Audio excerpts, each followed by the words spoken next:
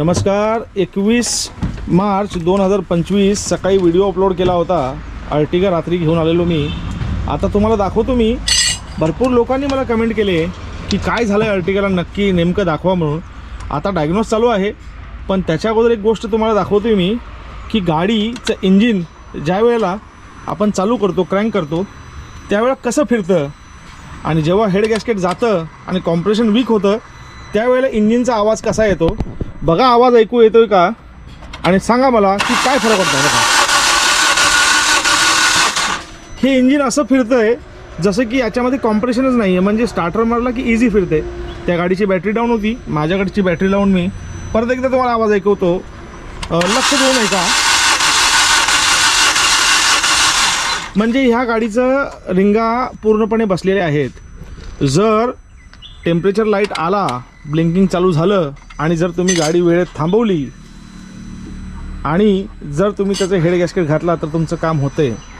पण जर का CNGची गाडी गरम होऊन बंद पडली, म्हणजेच तुम्हाला टेम्परेचरचा लाईट आलाच नाही, तर मग तुम्हाला कसं कळणार की तुमच्या गाडीचं पाणी संपते किंवा गाडी ओव्हरहीट होऊ शकते किंवा गाडी गरम होऊ शकते.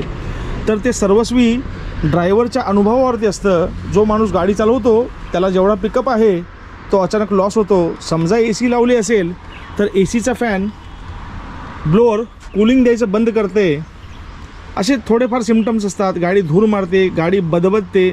मराठी भाषेत बदबदणं कसं असतं ते तुमच्या हिशोबावर तुम्ही कसं काढताय तसं आहे, पण हे प्रकार होतात.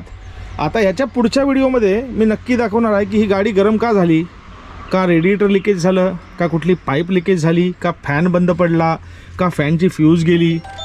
ह्या सगळ्या गोष्टींवरती आपण चर्चा करू. नक्की पुढचा याचा व्लॉग बघा. तोपर्यंत मी घेतो तुमच्यापासून आज्ञा आणि काम चालू करतो. S-Export काम चालू होतं, त्यामुळे थोडंसं हेड उघडण्यासाठी मला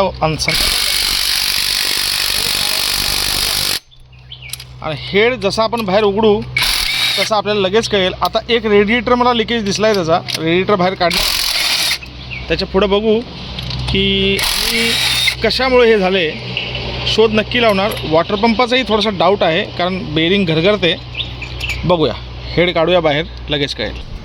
इंजिन एवढं गरम झालं आहे की हा बोल्ट बघा ओव्हरहीटमुळं बहुतेक बेंड झाला आहे आणि हा बोल्ट आता निघत नाही बाहेर. ठोकून काढूया, नंतर बघूया काय होतं.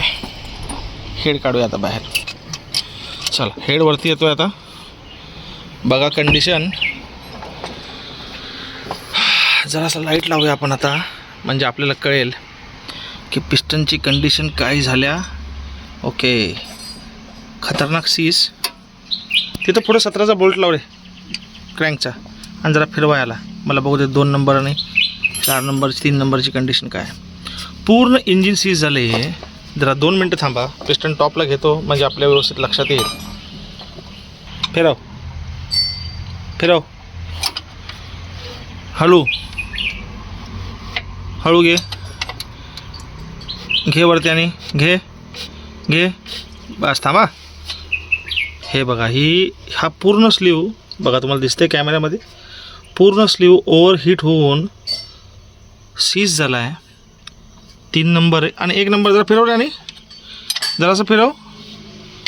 जाऊ दे खाली, जाऊ दे जोरात खाली. हां, जाऊ दे जाऊ दे. हा 1 नंबर बघा केवढा गॅप झाला बघा पिस्टन रिंगमध्ये. हां, जाऊ दे खाली. बस थांब. जरा उलटा घे.